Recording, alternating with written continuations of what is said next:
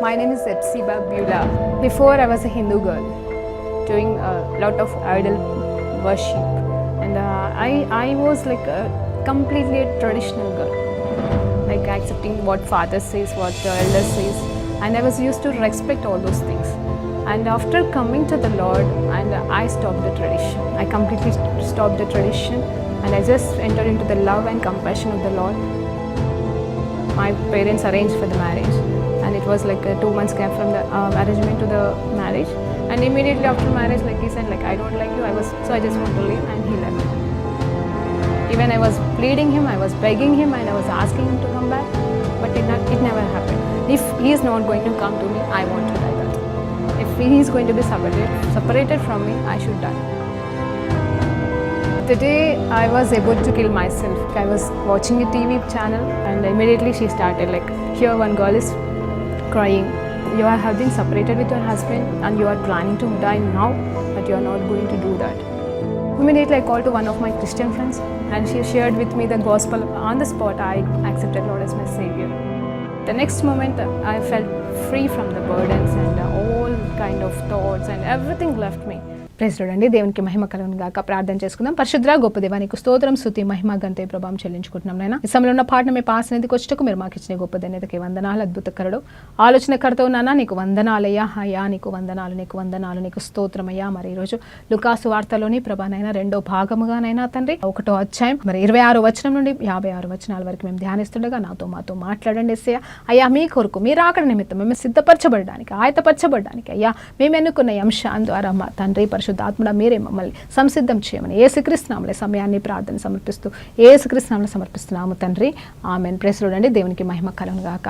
మరి మనము సిద్ధపరచబడుతుండగా దేవుని చేత, దేవుని ఆత్మ చేత, దేవుని పరిశుద్ధాత్మ చేత, అవునండి పరిశుద్ధాత్మ చేత నింపబడి మరి నిజంగా మరి ఏ రీతిగా మరి దేవాది దేవుడు మరి ఈరోజు మేరీని దర్శించబోతున్నాడో మనం చూడబోతున్నాం. అందుని బట్టి దేవునికి స్తోత్రం కలుగును గాక. నిన్నటి వరకైతే మనము ఎలిజబెత్ గురించి మనం ధ్యానించున్నాం. అయితే ఈరోజు మరి లూకాసు వార్త 1వ అధ్యాయం 26 నుండి మనం ధ్యానిస్తున్నామండి. మొదటిగా ఏ దూత అయితే గాబ్రియెల్ దూత మరి జకర్యాకి దర్శనం ఇచ్చిన అదే దూత మరలా ఇక్కడ మేరీ గారికి దర్శనమిస్తున్నాడు. మరి చదివి ముందుకు సాగుతామండి. లూకాసు వార్త 1వ అధ్యాయం 26 నుండి చదువుతున్నాను. 6వ నెలలో గబ్రియెలు దేవదూత గలిలయలోని నజరేతు ఊరిలో దావీదు వంశస్థుడైన యోసేపునకు ఒక పురుషునికి ప్రధానము చేయబడిన కన్యక యొద్దకు దేవుని చేత పంపబడెను. ఆ కన్యక పేరు మరియ. ఆ దూత లోపలికి వచ్చి ఆమెను చూచి, దయాప్రాప్తురాలా, నీకు శుభము, ప్రభువు నీకు తోడై ఉన్నాడని చెప్పుము. ఆమె ఆ మాటకు బహుగా తొందరపడి ఈ శుభవచనమేమిటో అని ఆలోచించుకొనుచుండగా దూత, మరియా భయపడకుము, దేవుని వలన నీవు కృప పొందితివి. ఇదిగో నీవు గర్భము ధరించి కుమారుని కని ఆయనకు యేసు అని పేరు పెట్టుదువు. ఆయన గొప్పవాడై సర్వోన్నతుని కుమారుడు అనబడు. ప్రభువైన దేవుడు ఆయన తండ్రి అయిన దావీదు సింహాసనమును ఆయనకిచ్చును. ఆయన యాకోబు వంశస్థులను యుగయుగములను ఏలును. ఆయన రాజ్యము అంతము లేనిదై ఉండునని ఆమెతో చెప్పెను. అందుకు మరియా, నేను పురుషుడను ఎరుగని దాననే, ఇదేలాగున జరుగునని దూతతో అనగా, దూత, పరిశుద్ధాత్మ నీ మీదికి వచ్చును, సర్వోన్నతుని శక్తి నిన్ను కమ్ముకొనును, గనక పుట్టబోవు శిశువు పరిశుద్ధుడై దేవుని కుమారుని అనబడును. మరియు నీ బంధువురాలు ఎలిజబెత్ కూడా తన వృద్ధాప్యంలో ఒక కుమారునికి గర్భము ధరించి ఉన్నది. గొడ్రాలనబడిన ఆమెకు ఇది 6వ మాసము. దేవుడు చెప్పిన ఏ మాట అయినను నిరర్థకము కానేరదని ఆమెతో చెప్పెను. అందుకు మరియా, ఇదిగో ప్రభువు దాసురాలను, నీ మాట చొప్పున నాకు జరుగును గాక అని అనెను. అంతట దూత ఆమె యొద్ద నుండి వెళ్ళెను. చూడండి, దేవునికి స్తోత్రం కలుగును గాక. 26 నుండి మరి 37 వరకు మనం ధ్యానించినప్పుడు అక్కడ ఏముంటుందంటే మరి ఆ గాబ్రియెల్ దూత జకర్యాకి ప్రత్యక్షమై జకర్యా దగ్గరికి పంపించబడిన అదే దూత 5 నెలలు అయిన తర్వాత, దేవునికి స్తోత్రం కలుగును గాక, అంటే ఆల్మోస్ట్ ఆ దర్శనమైన తర్వాత 5 నెలల పాటు మరి ఎలిజబెత్ కూడా మౌనంగా లోపలనే క్వైట్గా ఉన్నట్టుగా మనకు తెలుసు. అయితే ఇక్కడ 6వ నెలలో, అంటే ఎక్కడ 6వ నెల అనేది చూస్తే ఎలిజబెత్ గారికి 6వ నెల గర్భవతిగా ఉన్న సమయంలో గాబ్రియెల్ దూత మరలా ఎవరి దగ్గరికి పంపించబడ్డాడు? పరలోకం నుండి, దేవాది దేవుని నుండి, అంటే మేరీ అనే స్త్రీ దగ్గరికి. ఈ మేరీ ఎవరనంటే గలీలలోని నజరేతులు అనే ఊరిలో ఉన్న ఒక యోసేపుకి ప్రధానము చేయబడిన స్త్రీ అనమాట. అంటే కాబోయే భార్యగా ఉన్న మేరీ దగ్గరికి పంపబడినప్పుడు ఆ మేరీ ఎవరు, ఏమి జరుగుతుందని చూసినప్పుడు మరి వెంటనే అక్కడ గాబ్రియెల్ దూత ఆమెని మరి ఎలా పలకరిస్తున్నాడు అని చూస్తే, ఎలా అంటే సంబోధిస్తున్నాడు అంటే దయాప్రాప్తురాలా అంటున్నాడు. దేవునికి స్తోత్రం కలుగును గాక. ఎలాంటి దయ అంటే దేవుని యొక్క దయ పొందుకున్న స్త్రీ అని పిలుస్తూ, ప్రభువు నీకు తోడై ఉన్నాడు, దేవునికి మహిమ కలుగును గాక. ఆ తర్వాత ఏమంటున్నాడు తెలుసా? ఈ మాటకు బహుగా మరి ఆశ్చర్యపడి తొందరపడి, ఈ మాటకు అర్థమేంటి, నాకు అర్థం కావట్లేదు, దేవుడు నాకు తోడై ఉండడం ఏంటి, నేను దయాప్రాప్తురాలని ఏంటి అని చెప్పేసి ఆశ్చర్యపడుతున్న మేరీ ఆలోచన చేస్తుండగా వెంటనే మరి అక్కడ దూత చెప్తున్న మాట, భయపడకు, దేవుడు నీకు కృప చూపిస్తున్నాడు. చూడండి, దయ పొందుకుంది, కృప పొందుకుంది. దేవునికి స్తోత్రం కలుగును గాక. మరి ఈ కృప పొందుకొని దేవుడు ఏమంటున్నాడంటే, ఇదిగో మరి దేవాది దేవుడు నిన్ను దర్శించబోతున్నాడు, నువ్వు అతి త్వరలో గర్భవతివై ఒక చక్కటి కుమారుణ్ణి కంటావు, ఆ కుమారుడికి యేసు అని పేరు పెడతావు. ఆ యేసు అంటే రక్షకుడు అని అర్థం అని చెప్తూ, అంటే కేవలం ఈ అధ్యాయంలోనే కాదండి, మరి మత్తయి సువార్త, మార్కు మరి సువార్తలో మనం చూసినప్పుడు కూడా మరి యేసు అనే పేరు గురించి మాట్లాడుతూ, అంత మాత్రమే కాదు, ఇదిగో దావీదు యొక్క సింహాసనం మీద అతను రాజ్యం ఏలులాగన, నిత్యము ఆయన రాజ్యము స్థిరముగా ఉండులాగన, ఎల్లవెల్లలా ఉండులాగన, యాకోబు వంశస్థులందరినీ కూడా మరి యుగయుగముల వరకు ఏలులాగన, మరి అతని రాజ్యము అంతం లేనిదై ఉండులాగన దేవాది దేవుడు నీ గర్భమందున ఒక చక్కటి కుమారుణ్ణి దేవుడు ఇవ్వబోతున్నాడని చెప్తున్నప్పుడు, మరి అప్పుడు వెంటనే ఆ తల్లి అడుగుతుంది, మేరీ అమ్మ ఏమంటుందంటే, అయ్యా నాకే పురుషుడు తెలియదే, అలాంటిది నేను ఎలా గర్భవతినే అంటే అప్పటికి పెళ్లి కాలేదు. మరి అక్కడ ఆ దూత పలుకుతున్న మాటలు వెంటనే నువ్వు ఇప్పుడే కనబోతున్నావు అన్నట్టుగా చెప్పేస్తున్నాడు. కాబట్టి నాకు ఇంకా పెళ్లి కాలేదు కదా అని చెప్పేసి క్లియర్గా, అంటే వారి మధ్యలో సంభాషణ ఏ రీతిగా ఉందో, కానీ ఈ క్లుప్తమైన మాటలు మనం చూసినప్పుడు, మరి నేను ఇంకా పురుషుని ఎరగను కదా, మరి నాకెలా బిడ్డ పుడతాడు అని చెప్పేసి అన్నప్పుడు వెంటనే మరి అక్కడ ధైర్యం చెప్తున్నాడు. ఎవరండి? నిజం చెప్పాలంటే మొదటిగా జక్కరియా దగ్గర అది ఎలా జరుగునో, మేము ముసలివాళ్ళం అయిపోయినప్పుడు అతన్ని శిక్షించినట్టుగా నీ నోరు మూయబడునుగాక ఇది జరిగేంతవరకు అన్నాడు. ఇక్కడ మేరీ అమ్మ మాత్రం తను తగ్గించుకొని అడుగుతుంటుండగా, ఎందుకంటే నిజమే కదండి, అక్కడ భార్యాభర్తలు ఉన్నారు, సో పుట్టడం కష్టం కాదు, దేవునికి అసాధ్యమైనది ఏమీ లేదు. ఎందుకంటే సారాకి ఇచ్చిన దేవుడు, అబ్రహాంకి ఇచ్చిన దేవుడు ఎలిజబెత్కి, అలాగే మరి జక్కరియకి ఇవ్వలేడా అన్నట్టుగా ఉంది. ఇక్కడ చూస్తే మేరీకి అనేది ఇంపాసిబుల్ కదండి, ఎందుకంటే పెళ్లి కాని ఒక స్త్రీ ఇంపాసిబుల్ కాబట్టి, మరి ఆమె అడిగిన దానిలో అర్థం ఉంది కాబట్టి, నువ్వు భయపడకు, నువ్వు ధైర్యము తెచ్చుకో, ఏమీ కాదు, అవును నిజమే నీకే అని చెప్పేసి చెప్తున్న మాట, ధైర్యంతో కొన్న మాటలు ఇక్కడ గద్దించట్లేదు అక్కడ లాగా, కానీ ఆ సందర్భం లాగా గద్దించకుండా ధైర్యంతో చెప్తున్నాడు. అందుకు మరియా, నేను పురుషుణ్ణి ఎరుగనైతేనే ఇది ఎలా జరుగునని దూతతో అనగా, అప్పుడు దూత ఏమంటున్నాడంటే, పరిశుద్ధాత్మ నీ మీదకి వచ్చును, దేవునికి మహిమ కలుగును గాక, మరి సర్వోన్నతమైన శక్తి నిన్ను కమ్ముకొనును గనక పుట్టబోవు శిశువు మరి పరిశుద్ధుడై దేవుని కుమారుడనబడును, దేవునికి మహిమ కలుగును గాక. అంత మాత్రమే కాదు, ఇదిగో పరిశుద్ధాత్మ నిన్ను కమ్ముకున్నప్పుడు, మహోన్నతుడమైన దేవాది దేవుని శక్తి నిన్ను తాకినప్పుడు నువ్వు గర్భము ధరిస్తావు అని చెప్తున్నాడు. నిజం చెప్పాలంటే God is the God who prepared everything అండి. అవునండి, మరి శూన్యములో దేవుడు ఎన్నో ప్రిపేర్ చేశాడు, ఏమీ లేని చోట అద్భుతము చేసి ఎన్నో తయారు చేసిన దేవుడు, మాట వలన సృష్టించిన సృష్టికర్త.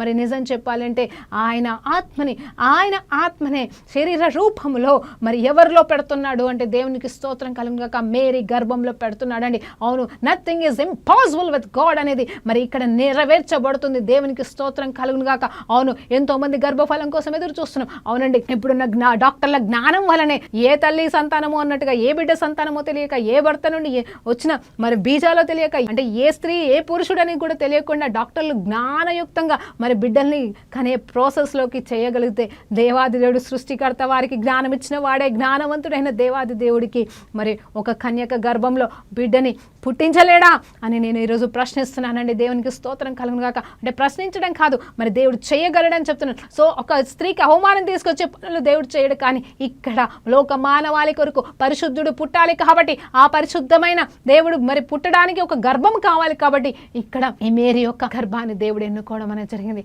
ఆ స్త్రీ కూడా నీలాగా నాలాగా ఒక సామాన్యమైన స్త్రీయే, ఒక ఎలిజబెత్ లాంటి స్త్రీయే, ఒక సారమ్మ లాంటి స్త్రీయే, కానీ దయ పొందుకున్న మరి స్త్రీగా మరి దేవాది దేవుడు ఆ అమ్మాయి గురించి సాక్ష్యం చెప్తూ మరి ఆమెని మాత్రం ఎందుకు ఎన్నుకున్నాడంటే, దావీదు వంశంలోకి వెళ్ళి వచ్చి ఉండడం వల్ల, పైగా ఆమె ఇంకా పురుషుణ్ణి ఎరగనందువలన, అలాగే ఆమె పవిత్రాలుగా ఉన్నందువలన. అవునండి, పుట్టుకతో మేరీ మరి అందరిలాగే ఆదాము సంతానమే కాబట్టి ఆమెలో పాపం ఉండొచ్చండి, పాప పరిహారార్థ బలులు ఆమె చెల్లిస్తూనే ఉండాలేమో ప్రతి సంవత్సరం. కానీ నిజం చెప్పాలి అంటే ఆమె రక్తం ఇక్కడ మనకు తెలుసు కదండి, మరి తల్లి రక్తం అనేది బిడ్డల్లోనికి రాదు, తండ్రి రక్తం వస్తుంది. కాబట్టి మరి పరిశుద్ధాత్మ శక్తి వలనే మరి దేవాది దేవుని అంశంగా వస్తుంటుండగా ఇక్కడ తల్లి గర్భాన్ని మాత్రమే దేవుడు వాడుకున్నాడు.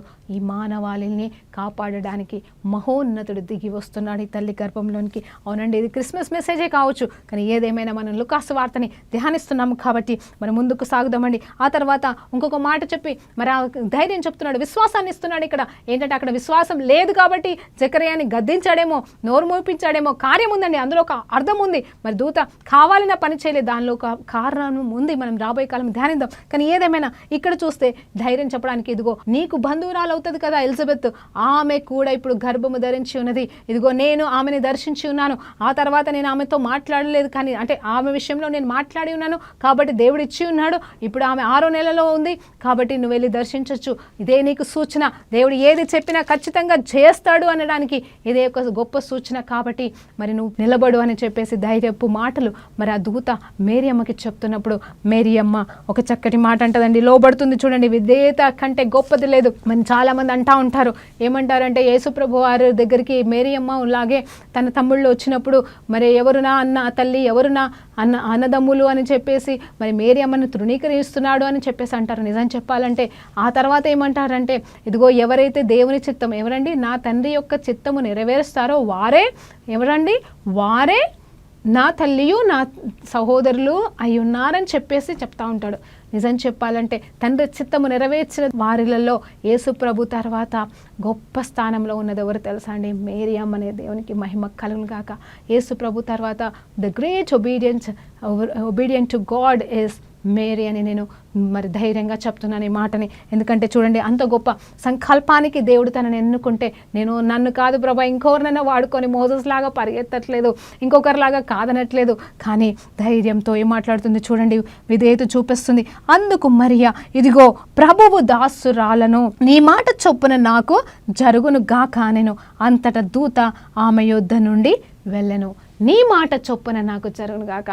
గ్రేట్ అండి, నిజంగా ఎంత గొప్ప విశ్వాసరాలు, ఎంత గొప్ప విధేయత చూపిస్తుంది, ఎంత గొప్పగా మరి తండ్రి దర్శనానికి పరలోకపు, అంటే ఈమెకి ముందు దేవుడు ఏదో కనిపించింది కాదు, కలలు చెప్పింది కాదు, చిన్నప్పటి నుండి మార్గం బోధించింది కాదు, కేవలం నమ్మకమైన ఒక స్త్రీగా, మరి ఒక పురుషుడికి ప్రధానము చేయబడిన స్త్రీగా, మరి తన పెళ్లి కోసం ఎదురు చూస్తున్న నార్మల్ స్త్రీగా ఎదురు చూస్తున్న ఈ బిడ్డ జీవితంలో ఒక గొప్ప మలుపు కలుగుతుంది. ఆ మలుపే ఏంటంటే ఈ లోకాన్ని సృష్టించిన సృష్టికర్తనే కానబోతుంది. ఎస్ అండి, బైబిల్ ప్రకారంగా మరి పాత నిబంధన ప్రకారంగా వారు ఆచరిస్తున్న దాని ప్రకారంగా, వాళ్ళు ఎదురు చూస్తున్న ప్రకారంగా క్రీస్తు పుట్టబోతున్నాడు, యేసు పుట్టబోతున్నాడు అని అక్కడ వారందరికీ తెలిసిందే. కానీ ఎక్కడికి వెళ్ళి వస్తున్నాడు, ఎలా వస్తాడు అనేది ఎవరికి తెలియకపోవచ్చు. కానీ ఈరోజు మరి ఆ వాగ్దానాల నెరవేర్పు ప్రకారంగా ఇక్కడ సరే అని చెప్పేసి మేరీ ఒప్పుకోవడం, ఆ తర్వాత యోసేపు గారు కూడా మరి దేవాది దేవుని నామములో మనము మిగతా సువార్తలో చూసినప్పుడు తను కూడా ఆ పిలుపుకి లోబడి మేరీని హత్తుకోవడం అనేది జరిగింది. అంటే మేరీని విడిచిపెట్టాలనుకుంటాడు, కానీ మరి దూతలు, అదే దూత అంటే ఈమెకి డైరెక్ట్గా ప్రత్యక్షమైన దూత అక్కడ యోసేపుకి కల ద్వారా ప్రత్యక్షమై నువ్వు భయపడవద్దు, మేరీని చేర్చుకోమని చెప్పేసి మనము చూస్తూ ఉంటామని. అవును, యోసేపు కూడా లోబడతాడు, యోసేపుకి కూడా లోకరక్షకుడు మరి తన భార్య గర్భంలో నుండి పుట్టబోతున్నాడనే విషయం తెలుసండి. తల్లిదండ్రులు ఇద్దరు కూడా ఈ గొప్ప లోకరక్షణ నిమిత్తము లోబడ్డాడు. అక్కడ ఎలిజబెత్, జకరియా మార్గము సరళము చేసే యోహాను కోసము సిద్ధపరచబడుతున్నారు. అలాగే ఇక్కడ మేరీ, అలాగే యోసేపు కూడా సిద్ధపరచబడుతున్నారు. అయితే 39వ వచనాన్ని మనం ధ్యానిద్దామండి. ఇక్కడ జాన్ అండ్ మరి ఇక్కడ ఈ సందర్భాన్ని చూస్తున్నప్పుడు ఎవరి గురించి రాయబడుతుంది అని చూస్తే యోహాను గారు అలాగే యేసు ప్రభు వారు మరి వారి గర్భంలో ఉన్నప్పుడు దర్శించుకున్న విధానాన్ని మనం ధ్యానించవచ్చు. మరి దేవునికి స్తోత్రం కలుగును గాక. 39వ వచనాన్ని చదువుతున్నాండి. ఆ దినములందు మరియా లేచి యూదా ప్రదేశములో కొండ సీమలోనున్న ఒక ఊరికి త్వరగా వెళ్ళి జకర్యా ఇంటికి ప్రవేశించి ఎలిజబెత్కు వందనము చేసెను. ఎలిజబెత్ మరియా యొక్క వందనములను వినగానే ఆమె గర్భములో శిశువు గంతులు వేసెను. అంతటా ఎలిజబెత్ పరిశుద్ధాత్మతో నిండుకొనినదై బిగ్గరగా ఇట్లను, స్త్రీలలో నీవు ఆశీర్వదించబడిన దానవు, నీ గర్భఫలము ఆశీర్వదించబడును. నా ప్రభువు తల్లి నా యొద్దకు వచ్చుట నాకెలాగూ ప్రాప్తించను. ఇదిగో నీ శుభవచనమును నా చెవిన పడగానే నా గర్భములోని శిశువు ఆనందముతో గంతులు వేసెను. ప్రభువు ఆమెకు తెలియజేసించిన మాటలు సిద్ధించును గనక నమ్మిన ఆమె ధన్యురాలు అని అనెను. చూడండి 45వ వచనం వరకు చూసినప్పుడు అక్కడ ఏం జరుగుతుంది అంటే ఎలిజబెత్ మరి గర్భవతిగా ఉందన్న విషయం మరి అక్కడ ఎవరు చెప్పారంటే గబ్రియల్ దూత చెప్పగానే మరి వెంటనే తిను ఆ మాటను బట్టి, అవునండి ఏ మాట అంటే నువ్వు పరిశుద్ధాత్మ చేత గర్భాన్ని ధరిస్తావని చెప్పినట్టుగానే మరి వెంటనే ఆ మాట పలకడంగానే మరి ఆ మేరీ అద్భుతమైన రీతిగా తను మరి గర్భం ధరించడం అనేది జరిగిందని. She is already started carrying the heavenly father అని దేవునికి స్తోత్రం కలుగుగాక. ఆ లోక రక్షకుడిని ఆమె ఏ రోజైతే నీ మాట చొప్పున నాకు కలుగును గాక అనిందో ఆ క్షణం నుండే మరి యేసు ప్రభుని మోయడం తన గర్భంలో మరి ఆరంభించిందండి. దేవునికి స్తోత్రం కలుగుగాక. వెంటనే ఆగిపోలేదు. ఆ తర్వాత ఎలిజబెత్ దగ్గరికి పరిగెత్తుకుంటూ వెళ్ళిపోయింది. అవును దీనికి కూడా మరి దాక్కోవాలేమో అండి కొన్ని రోజుల పాటుగా. మరి కారణం ఏదైనాను ఈమె ఎప్పుడైతే వెళ్ళి ఎలిజబెత్ని పలకరించడం స్టార్ట్ చేసిందో, నిజం చెప్పాలంటే ఎలిజబెత్ ఎక్కడుందండి? దేవునికి మహిమ కలుగును గాక. మరి కొన్ని నెలల పాటుగా 5 నెలల నుండి మరి 6 నెలల్లో మరి ఆమె 5 నెలల నుండి తను మౌనంగానే లోపల ఎక్కడో ఉంది. యోహాను కూడా మాట్లాడలేని స్థితిలోనే ఉన్నాడు. అంటే మౌనంగానే ఉండే. ఎందుకు? దేవుడు గొప్ప కార్యానికి ముందుగా వాళ్ళందరినీ కూడా సైలెంట్ చేసేస్తున్నాడు. దేవునికి స్తోత్రం కలుగును గాక. ఊరుకుండుడి మరి దేవుడు చేసే కార్యాలు చూడండి అని అన్నట్టుగా మరి ఇక్కడ వారిద్దరు మౌనంగా ఉన్నప్పుడు మరి ఇక్కడ మేరీ అమ్మ వెళ్ళంగానే పలకరించంగానే మరి శుభవచనము పలకగానే వెంటనే ఎలిజబెత్ లోపల ఉన్న ఆ యోహాను గారు పరిశుద్ధాత్మ చేత నింపబడిన 6 నెలల మరి ఆ పసి బిడ్డ మరి గంతులు వేయడం ఆరంభించంగానే మరి నిజం చెప్పంటే ఎలిజబెత్ పరిశుద్ధాత్మ చేత లేదు, కానీ యోహాను గారు మరి పరిశుద్ధాత్మ పూర్ణుడై ఉన్న యోహాను లోపలికి వెళ్ళి గంతులు వేస్తూ మరి పరిశుద్ధాత్మ వలన పుట్టబడుతున్న మరి పరిశుద్ధాత్మ దేవుడి స్వరాన్ని గ్రహించి ఉన్నాడంట. చూడండి దేవునికి స్తోత్రం కలుగును గాక. ఇది కదండి నిజమైన ఆత్మీయ బంధం, నిజమైన మరి స్పిరిచువల్ అటాచ్మెంట్ అంటే ఇదేనేమో. స్పిరిచువాలిటీని మనం తెలుసుకోగలమేమో అని నేను చెప్పబోతున్నాను ఇక్కడ. దేవునికి స్తోత్రం కలుగును గాక. మరి ఎలిజబెత్ అంటా ఉంటుంది వెంటనే తన నోటి నుండి అంటే వెంటనే షీ వాస్ ఫిల్డ్. ఇప్పుడు పరిశుద్ధాత్మ తనని ఆవరించగా పరిశుద్ధాత్మ దేవుడు తనని నింపుతుంటుండగా వెంటనే తను పలుకుతున్న మాట ఏంటంటే మరి ఆ తల్లిని చూసి, స్త్రీలలో నీవు ఆశీర్వదించబడిన దానవు, నీ గర్భఫలం ఆశీర్వదించబడును. నా ప్రభువు తల్లి నా యొద్దకు వచ్చుటకు నేను ఏ పాటి దానని అనుకుంటూ మరి ఇదిగో నీవు శుభవచనము చెప్పగానే మరి నాలోని బిడ్డ మరి గంతులు వేస్తుంటుండగా అని చెప్తున్నది. అంత మాత్రమే కాదు, ప్రభువు ఆమెకు తెలియజేసిన శుభవర్తమానం. అవునండి మరి దూత ద్వారా వచ్చిన మాటని నమ్మి విశ్వసించిన ఈ స్త్రీ ధన్యురాలు అని చెప్పేసి ఎలిజబెత్ ఆత్మచేత నింపబడి ప్రవచనాత్మకంగాను మరి అలాగే కృప పొందుకున్న బిడ్డగా మరి సాక్ష్యం పలుకుతుంది మేరీ అమ్మ గురించి. అదే మాటని నిజంగా మరి చాలామంది క్యాథలిక్స్ ఉంటారు కదండి, వారు ఇదే మాటని ప్రతిరోజు వాళ్ళ జపంలో చెప్పుకుంటూ మరి ఆ తల్లిని ఎక్కువగా స్మరిస్తూ ఉంటారు. నిజమే, ఆ తల్లిని జ్ఞాపకం చేసుకోవడం తప్పు కాదు, ఆ తల్లి గురించి గొప్ప పలకడం తప్పులేదు, ఈ మాట వాక్యమే పలకడంలో కూడా తప్పులేదు, కానీ ఆమెని పూజించకూడదని మాత్రం నేను దేవుని పేరిట మీకు జ్ఞాపకం చేస్తున్నాను. సో అది నా సబ్జెక్ట్ కాదండి.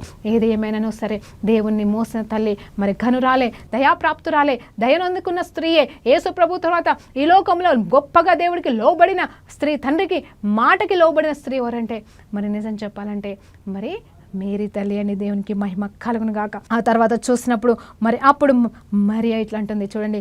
ఆ తర్వాత ఆనందంతో అదే మాటలతో మరి ఇక్కడ this will be called the song of Mary అంట. మేరీ యొక్క పాటగా మరి చెప్తా ఉంటారు ఏంటంటే 46వ వచనం, అప్పుడు మరి ఇట్లా నేను నా ప్రాణము ప్రభువును ఘనపరచుచున్నది, ఆయన తన దాసురాలిని దీనస్థితిని కటాక్షించను, నా ఆత్మ నా రక్షకుడైన దేవుని యందు ఆనందించను, సర్వశక్తిమంతుడు నాకు గొప్ప కార్యములు చేస్తాను గనుక ఇది మొదలుకొని అన్ని తరముల వారు నన్ను ధన్యురాలని అందురు. ఆయన నామము పరిశుద్ధము, ఆయనకు భయపడిన వారిని మీద ఆయన కనికరము తరతరములు ఉంటును. ఆయన తన బాహువుతో పరాక్రమమును చూపెను, వారి హృదయములలో ఆలోచన విషయమై గర్విష్ఠులను చెదరగొట్టెను, సింహాసనముల నుండి బలవంతులను పడద్రోసి దీనులను లెక్కించును, ఆకలి కొనిన వారికి మంచి పదార్థములతో సంతృప్తి పరిచి ధనవంతులను వట్టి చేతులతో పంపివేసెను. అబ్రహామునకు అతని సంతానమునకును యుగాంతము వరకు తన కనికరము చూపి జ్ఞాపకమునకు చేసుకొందునని మన పితరులతో సెలవిచ్చినట్లు ఆయన తన సేవకుడైన ఇజ్రాయేలునకు సహాయము చేసెను. అంతటా మరియ ఇంచుమించు 3 నెలల ఆమెతో కూడా ఉండి పిమ్మట తన ఇంటికి తిరిగి వెళ్ళను. దేవునికి స్తోత్రం కలుగునుగాక. చూడండి ఏం జరుగుతుంది అనేది చూస్తే ఇక్కడ మరి వెంటనే ఆ ఎలిజబెత్ పలికిన పరిశుద్ధాత్మ మాటల్ని బట్టి మరి రెస్పాన్సివ్గా మరి ఇక్కడ ఎవరు మేరీ తల్లి మాట్లాడట్లేదని పాడుతుంది. ఏమని పాడుతుంది తెలుసా? ఇదిగో దీనురాలనైనా మరి నన్ను దేవాదేవుడు ఘనపరిచి ఉన్నాడు. ఈ దీనురాల్ని అవునండి ఎంత చక్కగా తను తగ్గించుకుంటుంది అంటే ఈ దాసురాల్ని అవునండి చూడండి ఆమె ఏం చెప్తుంది, దేవాది దేవునికి దాసరాలినంట, నా రక్షకుడు నా కడుపులోనే పుడుతున్నాడని చెప్పేసి సగౌరవంగా సంతోషంగా ఆనందిస్తూ పలుకుతుంది. అంత మాత్రమే కాదు, దీనులను లేవనెత్తువాడు ఆయననే, దరిద్రులను కాపాడువాడు ఆయననే, మరి ఆ తర్వాత అహంకారులని త్రోసివేసేవాడు ఆయనే, ఆకలి కలిగిన వారికి సంతృప్తితో భోజనం పెట్టువాడు ఆయననే, అంత మాత్రమే కాదు ధనవంతులను నిరాయుధంగా చేసేవాడు ఆయనే అని చెప్తూ ఆమె ఏమంటుందంటే, ఇదిగో అబ్రహాము యొక్క సంతానమును మరి యుగాంతం వరకు అంటే చివరి వరకు కూడా కాపాడుతానని, ఇదిగో మరి సెలవిచ్చిన దేవాది దేవుడు వారిని కాపాడుతానని చెప్తున్నాడు అని చెప్తుంది. అంత మాత్రమే కాదు, తన కరికరము చూపి జ్ఞాపకము చేసుకుందనని మన పితరులతో మరి చూడండి అబ్రహాముని తన సంతానం అంటే యుగాంతం వరకు అంటే మొత్తము అబ్రహాం సంతానమే కదండి, మనమందరం అబ్రహాం సంతానంగా ఉన్నాం.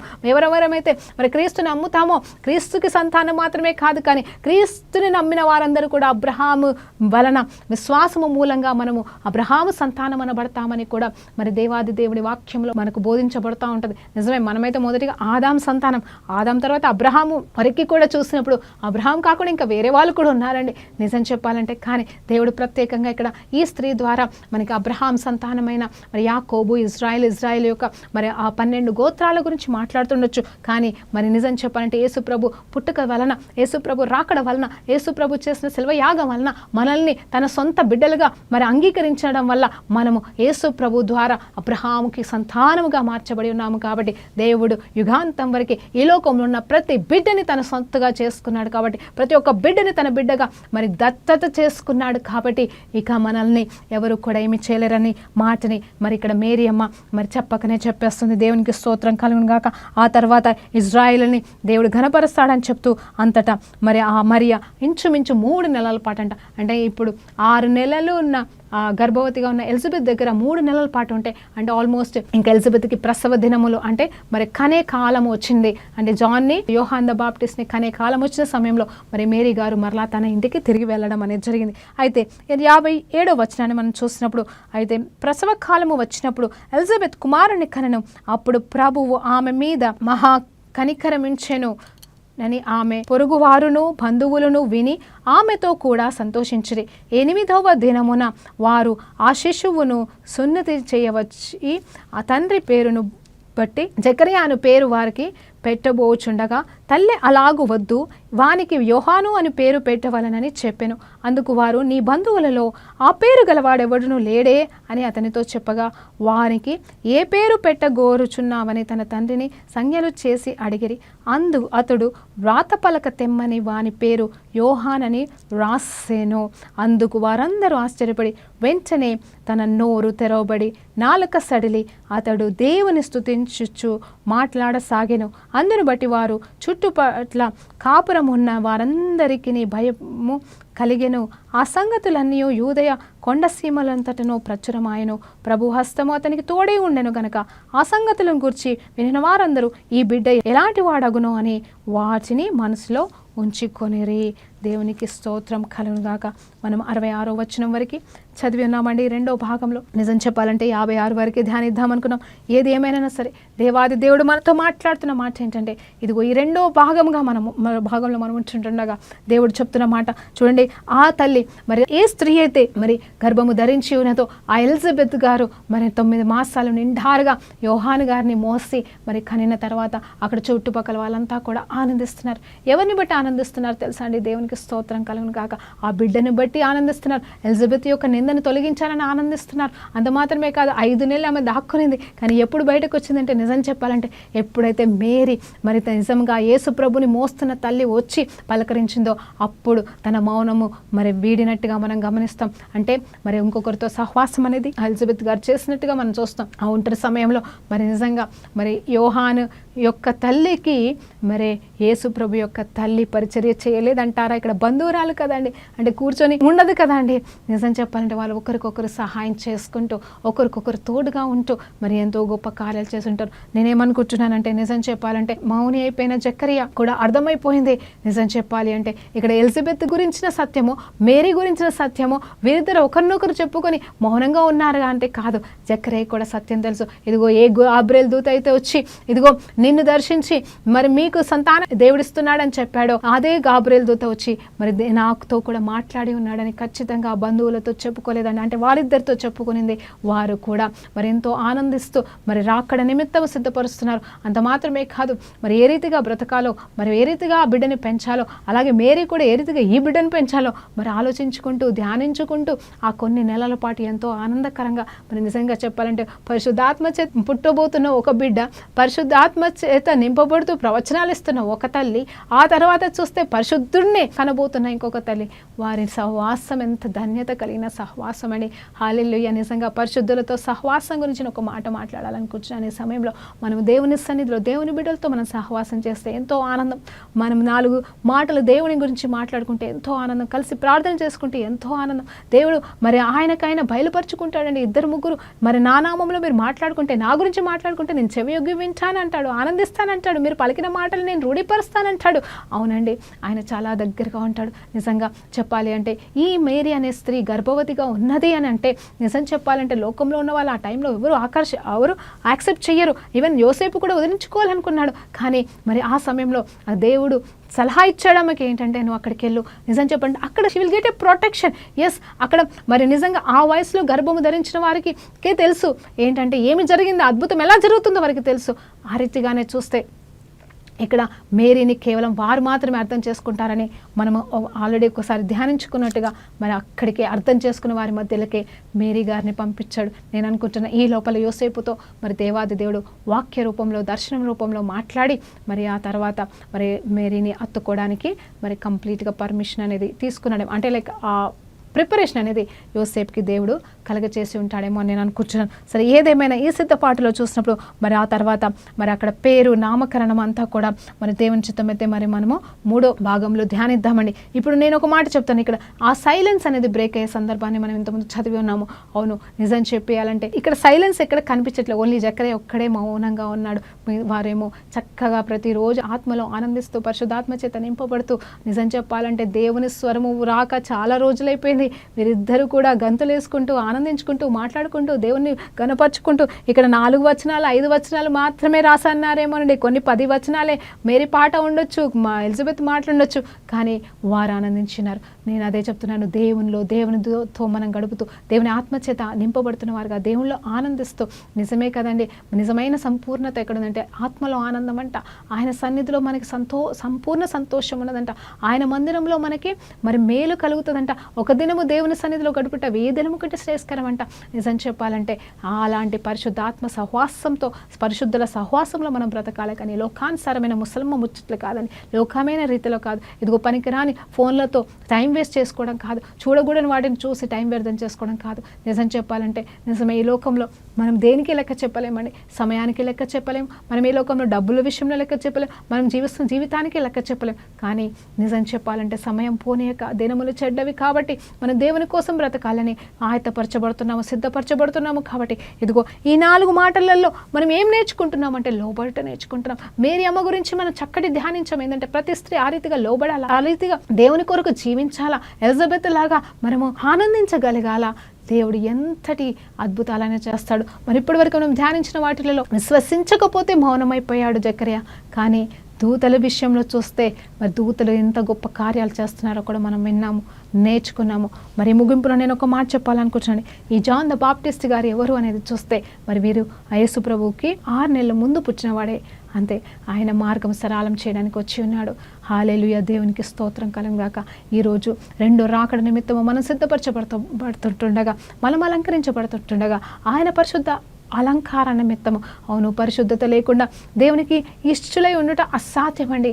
నేను ఇది ఏర్పాటు చేసుకున్నది ఎందుకు, ఈ అంశాలు బోధించాలనుకున్నది ఎందుకు అంటే మరి ఒక్కొక్క మాటగా ఏదో చెప్పుకుంటూ వెళ్ళిపోవచ్చు, ఒక్కొక్క సందర్భాన్ని ఏదో ఒక రకంగా వివరించవచ్చు. కానీ క్లుప్తంగా ప్రతిరోజు ధ్యానించవలసిందిగా మరి మీ ముందుకు ఎందుకు వస్తుందంటే కేవలం మనం ఆయతపరచబడదామండి. దేవుడిచ్చిన అవకాశాన్ని బట్టి దేవునికి మహిమ కలుగుగాక. ప్రార్థనతో ముగించుకుందామండి. పరిశుద్ధ గొప్ప దేవానికి స్తోత్రమయ్యా. అయ్యా, లూకాసు వార్తలోని కొన్ని వచనాలు మేము ధ్యానించుంటుండగా అయ్యా తని నాతో మాట్లాడినందుకు వందనాలు ప్రభా. మేము ఏ రీతిగా ఉండాలో మాకు నేర్పిస్తున్నారు. అంత మాత్రమే కాదు, సిద్ధపడడానికి కావాల్సిన సిద్ధపాటును అయ్యా మరి ముఖ్యంగా నీ సత్యాలు మాకు బోధిస్తున్నావు తండ్రి. నీకు వందనాలు తెలియజేసుకుంటూ ఎంతోమందికి యేసు ప్రభు గురించి తెలియదయ్యా, సువార్త తెలియదయ్యా, అయ్యా ఏమనేది తెలియదయ్యా అయ్యా ప్రభా, మరి అలాంటి వారికి ప్రత్యేకంగా నేను బోధిస్తుండగా నాయన ప్రతి మాటలో మీరు ఉండి మీరే బిడ్డలకు అర్థం చేయించమని, నాతో కూడా ఉండమని, నాతో కూడా మాట్లాడమని అయ్యా, ఆనాడు మేరీ అమ్మతో ఎలా ఉన్నారో మీరు తోడుగా, ఆ రీతిగా మా అందరితో మీరు తోడుగా ఉండమని యేసుక్రీస్తు నామములో ఈ ప్రార్థనతో వేడుకుంటూ సమర్పిస్తున్నాము తండ్రి.